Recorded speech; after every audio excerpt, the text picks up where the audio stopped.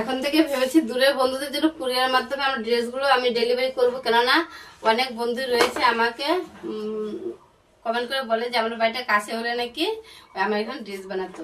তো একটা হলো পম্পা দিদি ভাই, ফেসবুক বন্ধু আমার, ওই দিদিভাই আমাকে কমেন্ট করেছেন আমার বাড়িটা কাছে হলে ড্রেস বানাতো। ওই দিদিভাইকে অসংখ্য ধন্যবাদ এত সুন্দর কমেন্ট করার জন্য। তো আমি এখন দিদিভাইকে বলবো তোমার আমার এখানে কাছে কাছে আসতে হবে না, তুমি আমাকে হলো তোমার অ্যাড্রেসটা আর তোমার হলো মাপটা কোনো টেলার থেকে নিয়ে আমাকে মেসেজ করে দিয়ে দিবে, আমি তোমাকে বানিয়ে আমি কুরিয়ার মধ্যে পাঠিয়ে দেবো। আর আমার ঘরে প্রচুর কাপড় থাকে, অনেক টেনশন নেই, তোমার অন্য কোনো চিন্তা করতে হবে না, আমি পাঠিয়ে দিব।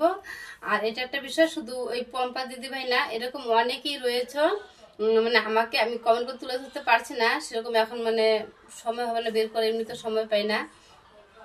তো অনেকে কমেন্ট করে বলে কাছাকাছি বাড়ি থাকলে বানাতো, মানে আমার নাকি কাজ ভালো হয় ওই তাই মানে ওরকম কমেন্ট করে বলে আমার কাছে থাকলে বানাতো আর কি, তো ভালো লাগে তাই বানাতো।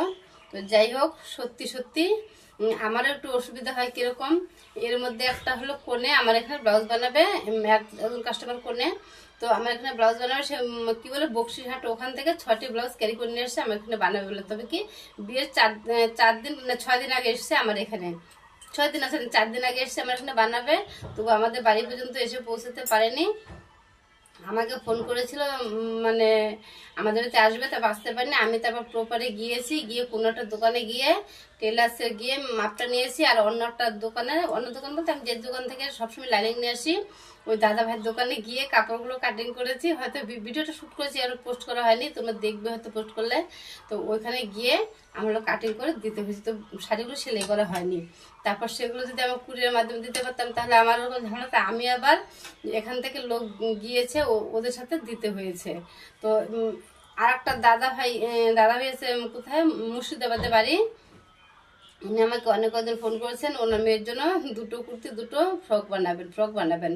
তো কিভাবে নেবেন ওই ভেবে উনি আমাকে বলেছেন যে নেওয়ার তো ব্যবস্থা নেই, তো তাই আর কি। তাছাড়া আমার একটা কাস্টমার আছেন, উনি হলো স্কুল টিচার, ওনার বাড়ি হয়েছে হলো চেন্নাইয়ে, ওনার বর থাকে আমেরিকাতে। তো উনি সত্যি ইংরাজি কথা বলতে পারেন না, একদিন আমাদের বাড়িতে এসেছিলেন, উনি আমাকে মানে ইংরেজিতে বুঝিয়ে দিয়েছেন, আমাদের বাড়িটা নাকি অনেকটা সুন্দর লেগেছে সেটা বুঝিয়ে দিয়েছেন। আর আমি তো বুঝতে পেরেছি, সেরকম আমি বলতে পারিনি যা গিয়ে। তো সত্যি সত্যি উনি আমেরিকাতে থাকেন। আর স্কুল টিচার যার কথা বলেছি উনি আমাদের ফালাকাটাই বাড়ি করেছেন, ওনাদের বাড়িতে গিয়েছিলাম। তো উনি আমার এখানে অনেকগুলো করে ড্রেস নিয়ে আসে, অনেক বলতে অনেক, এত বড় বড় ব্যাগ করে নিয়ে আসে ড্রেস বানানোর জন্য। তো উনি এখন মোটামুটি 3 মাস ধরে আমার এখানে আসতে পারছেন না, হয়তো কোনো অসুবিধা আছেন। তো ওনার ড্রেসগুলো তো বানিয়ে রেখেছি ঘরেই, আমিও পাঠাতে পারছি না, উনিও আসতে পারছে না, তাই ভাবছি কুরিয়ার মাধ্যমে পাঠালে আমারও অনেকটা সুবিধা হবে, কেন অনেক ড্রেস ঘরে আমার জমে থাকে, আসতে পারে না বলে। আর যে এখন যে এই যে ড্রেসটার কথা বলছি, এই যে এটা কিন্তু মানে সিকিম থেকে ক্যারি করে নিয়ে এসেছেন কাপড়টা আর বানাতে দিয়েছেন আমার এখানে। আর থাকে মানে খুব ভুট্টি একটা জায়গা বলে ওখান থেকে বানাতে দিয়েছেন, থাকে হলো সিকিম, ওখানে ক্যারি করে নিয়ে এসেছেন। শুধু এইটা না, এই যে শুধু এটা না, এটা যার কথা বলছে দিদি ভাই, ওনার যে যা রয়েছেন ওনার যার জন্য হলো এই যে ব্লাউজটা বানিয়েছি। এটা প্যাড দিয়ে নি, ওটা প্যাড দিয়েছি, প্যাড দিলে অনেকটা ভালো লাগবে, চেষ্টা অনেকটা চওড়া তো যেন এলোমেলো হয়ে আছে, পরলে বলে ভালো লাগবে। এটা হচ্ছে ব্যাক পার্টটা। তো এই যে এটা যার মানে নীল ব্লাউজটার মানে যার হচ্ছে এটা, আর এই ব্লাউজটা যার, ওনার যা হলো আর একটা ব্লাউজ বানাতে দিয়েছেন সেটাও দেখিয়ে দিচ্ছে।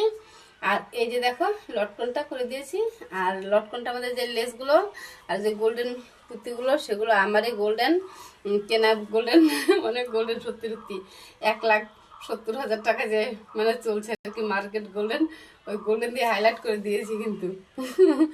তো যাই হোক ব্লাউজগুলি কিরকম হয়েছে। আর হচ্ছে এই যে দাঁড়াও দেখাচ্ছি, এখনো মাত্র জাস্ট বানাচ্ছি, এই যে এটা হাতটা কাটিং করে রেখেছি, বানাবো এই যে এই ব্লাউজটা যার কাজের জন্য। তো তাই সবাইকে অসংখ্য ধন্যবাদ, আমাকে এত সুন্দর সুন্দর কমেন্ট করার জন্য, পাশে থাকার জন্য ধন্যবাদ। আর সবসময় পাশে থেকো, সাপোর্ট করো, তাদের হাতে হরে কৃষ্ণ জয় নিতাই। তো এই হলো ব্যাপার।